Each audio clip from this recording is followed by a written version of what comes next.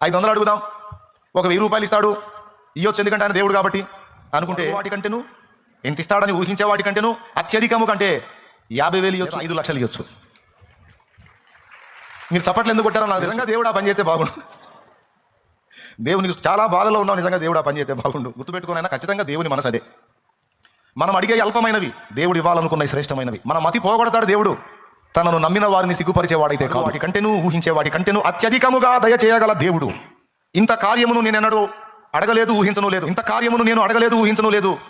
నా బ్రతుకాలం కష్టపడి ఒక 50 ఆత్మల్ని సిలువ చెంతకు చేరిస్తే చాలనుకున్నాను. దేవుడు చిత్తమై వాడుకుంటే ఒక 100, 150, 200 మంది, బతుకంతా కష్టపడి ఒకవేళ చాలా దేవుడు కృప చూపితే ఒక 1000 మంది రక్షలో నడిస్తే చాలనుకున్నా.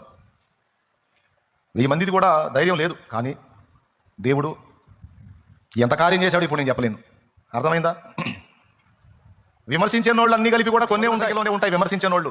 కానీ ఎంతో ప్రేమించి నా కోసం ప్రార్థించి నన్ను వెంబడించేటువంటి హృదయాలు లక్షల కొలది ఉండేటట్టు చేశాడు దేవుడు, ప్రత్యక్షంగాను పరోక్షంగాను కూడా. మీకు అందరికీ